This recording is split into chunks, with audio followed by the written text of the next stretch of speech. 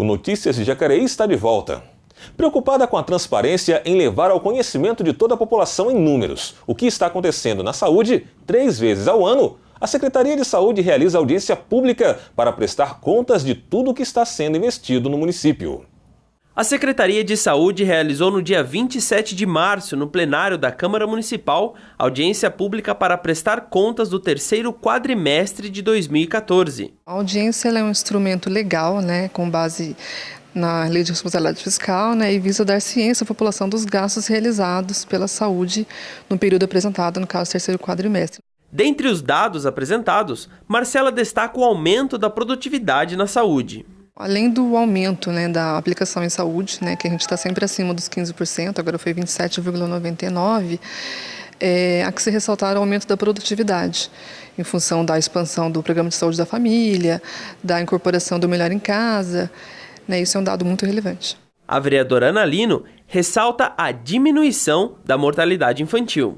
Eu observei em 2014, graças a Deus, até não teve nenhuma morte materna, que isso é grave, uma gestante morrer no parto, nenhuma morte. A mortalidade infantil, 10,9%, diminuiu do mês passado, então isso é ótimo, entendeu? Então são dados importantes do que a saúde ela está agindo, fazendo nas unidades de saúde. Mesmo sendo aberto à população, apenas 2 munícipes compareceram à audiência. É muito importante a participação popular, apesar de não estar ocorrendo.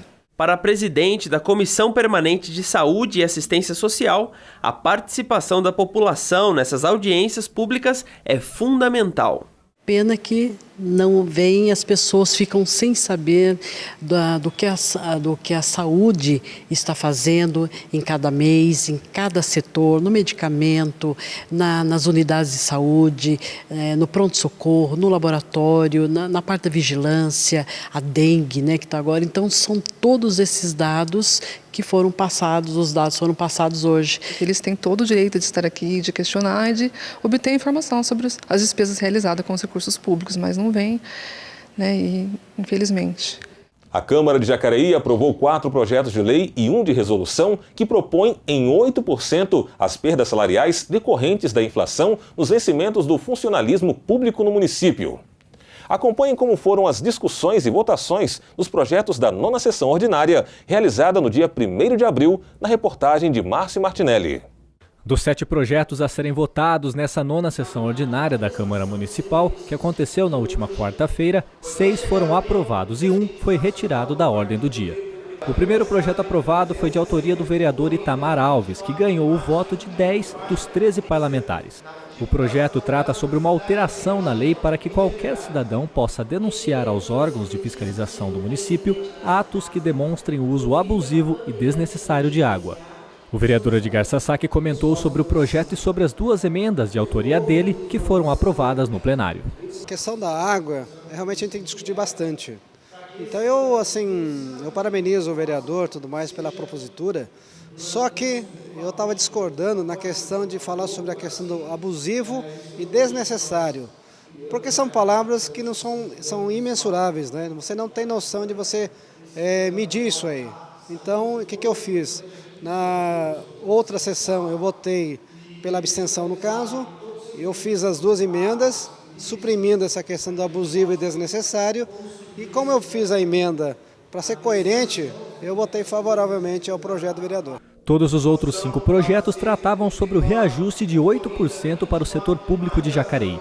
A medida, aprovada pelo plenário, repousa a perda salarial decorrente da inflação acumulada no período de março de 2014 a fevereiro de 2015. O percentual de reajuste foi definido a partir do Índice de Custo de Vida, divulgado pelo Departamento Intersindical de Estatísticas e Estudos Socioeconômicos, o DIEESE.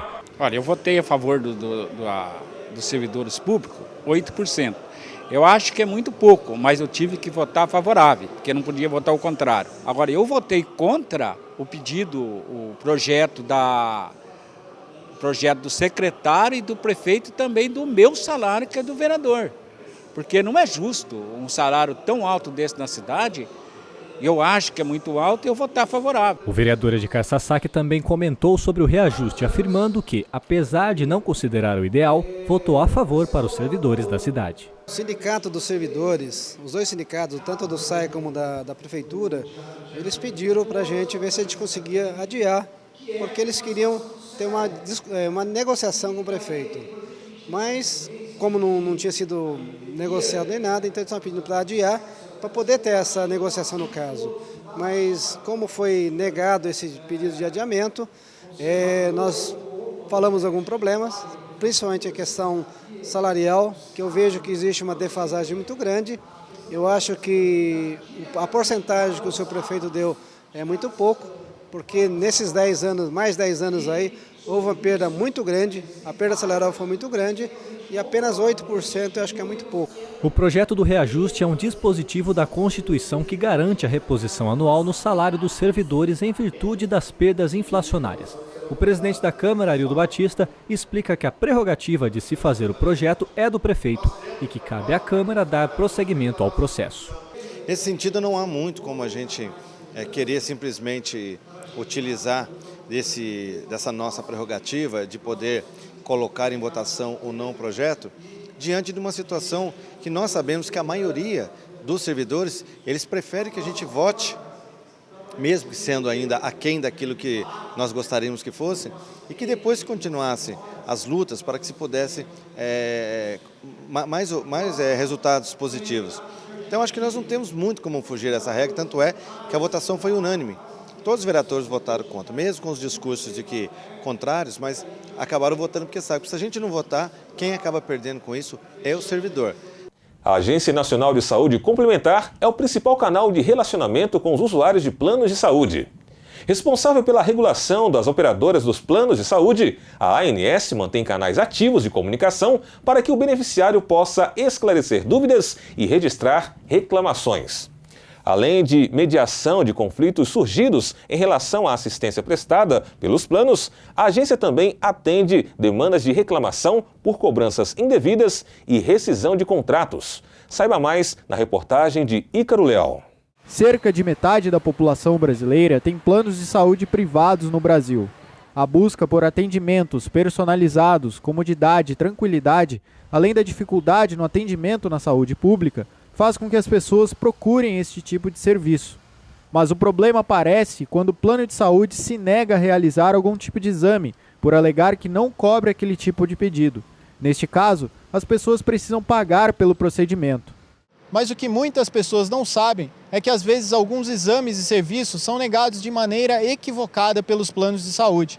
E é para isso que existe a Agência Nacional de Saúde Suplementar, que fiscaliza, normaliza e regulamenta as atividades dos planos de saúde privados aqui no Brasil.